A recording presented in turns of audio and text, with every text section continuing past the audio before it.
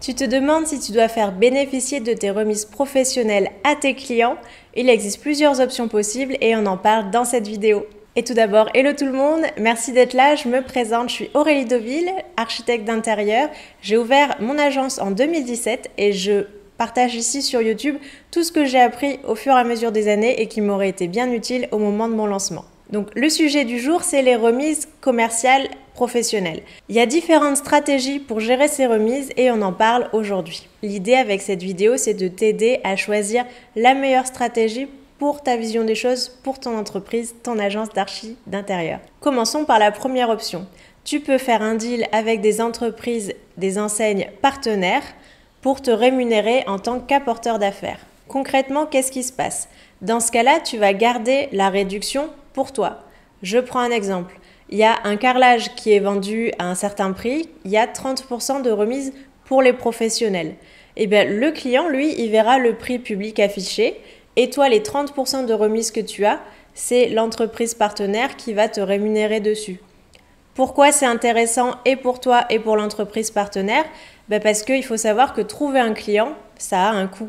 N'importe quelle entreprise, elle doit payer pour faire de la pub, pour trouver des clients, pour faire du marketing, payer des commerciaux. C'est ce qu'on appelle le coût d'acquisition client. Et elles ont tout intérêt à trouver des personnes comme des décorateurs, des archis, des designers pour leur apporter des clients de manière régulière. Donc tu peux tout à fait dealer avec elles pour être enregistré en tant qu'apporteur d'affaires. Cette option, ça peut être une bonne option pour te rémunérer en plus indirectement, sans trop charger ton client à la base. Si tu as plutôt une stratégie de faire un prix pas trop au départ et après de te rémunérer aussi sur les options qu'ils vont choisir. Par exemple, quand tu achètes une cuisine à plusieurs milliers d'euros, si tu récupères 30% dessus, ça peut finalement faire grossir ton bénéfice sur une affaire en particulier. Passons maintenant à l'option numéro 2. La deuxième option, c'est de partager ta remise avec tes clients. Alors le partage, c'est toi qui l'arbitre. Tu peux faire 60-40, 30-70, 50-50. Là, l'idée, tu l'as compris, c'est de dire aux clients, en passant par moi, vous pouvez bénéficier de 15% de réduction. Et toi, à côté, l'entreprise partenaire, elle va te rémunérer à 15% du montant dépensé par tes clients si tu as une remise globale de 30% pour reprendre l'exemple de l'option 1. Ça peut être un bon compromis pour tout le monde parce que finalement tes clients sont contents, ils ont une remise, l'enseigne partenaire est contente parce que tu lui as apporté un client et toi tu es content parce que tu te rémunères aussi un petit peu en plus sur ce que tes clients vont choisir. Et voyons ensemble la troisième option. La troisième option, peut-être que tu l'as deviné, c'est d'appliquer 100% de tes remises commerciales à tes clients. Pour ma part, j'aime bien cette option parce que je l'ai choisie dans mon business pour faire les choses en toute transparence. Aussi parce que ça vient de mon expérience où j'avais travaillé dans un cabinet d'architectes qui poussait vachement à la consommation.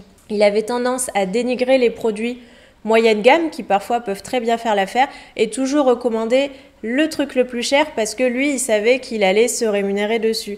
Et je trouvais que c'était pas hyper honnête, surtout qu'il n'était pas transparent là-dessus avec les clients. Et finalement, les clients se retrouvaient toujours à suivre l'avis de l'archi parce qu'ils ont confiance. Mais des fois, c'est pas pertinent de dépenser le plus. Il y a des choses, des incontournables où il va falloir dépenser pour avoir un produit de qualité qui va durer dans le temps. Par exemple, sur l'exemple d'une cuisine, le plan de travail, ça va être important d'y mettre un certain prix parce que il va être soumis à l'usure. Vous pouvez couper dessus, poser des trucs chauds et c'est un objet décoratif qu'on va pas changer tous les 4 matins. Une cuisine, elle va pas se refaire très régulièrement, donc il faut penser à quelque chose de durable. Ça, on est d'accord, il faut privilégier la qualité.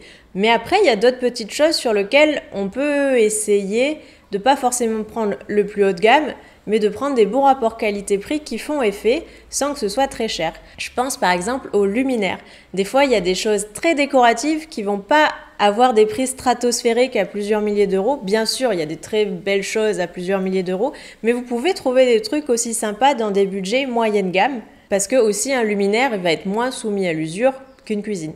Donc voilà, pousser à la consommation, ça me plaisait pas trop. Et puis aussi, en y réfléchissant, je me disais, mais moi, que je fasse mon boulot, par exemple, quand je vais dessiner la cuisine, je dessine un mitigeur, que ce mitigeur, il coûte 300 € ou 3000 €, j'aurais fait la même 3D, les mêmes plans, le même suivi de travaux, la même réception de travaux. Donc finalement, pourquoi faire grossir la note par rapport à ma prestation, sachant que le travail va être à peu près le même si c'est un robinet en or ou classique? Aussi, dans cette stratégie, ce qui me plaît, c'est que ça me permet d'être détachée finalement des choix. Parce que ma rémunération ne va pas bouger en fonction de si mes clients ont des goûts de luxe ou pas finalement. Moi, j'ai mon prix au départ dans ma proposition commerciale. Je sais ce que je vaux entre guillemets et je sais ce que j'aurai à la fin. Et ma rémunération ne va pas varier en fonction des envies, des tendances de mes clients.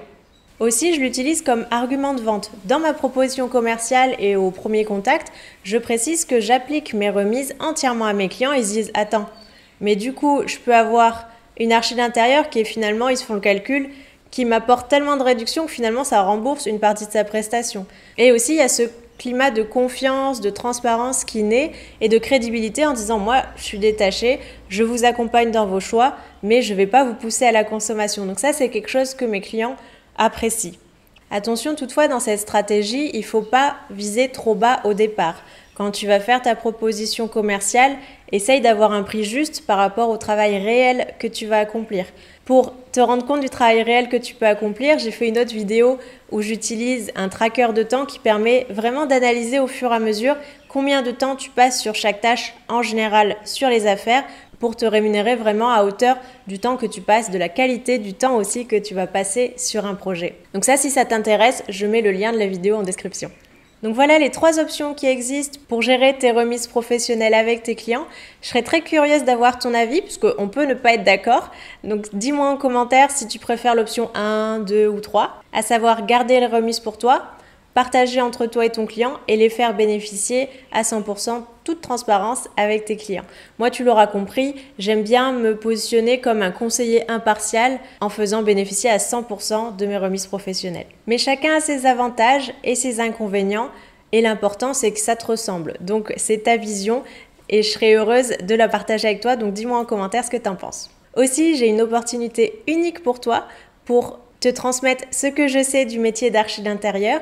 J'ai réalisé une formation complètement gratuite dont le lien est en description. Ça t'explique un peu les grandes étapes par lesquelles il faut passer pour devenir architecte d'intérieur.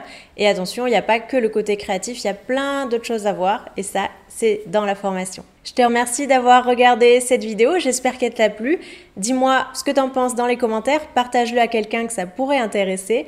Et on se retrouve mercredi prochain car je publie tous les mercredis. À très bientôt donc pour une nouvelle vidéo. Prends bien soin de toi. Ciao!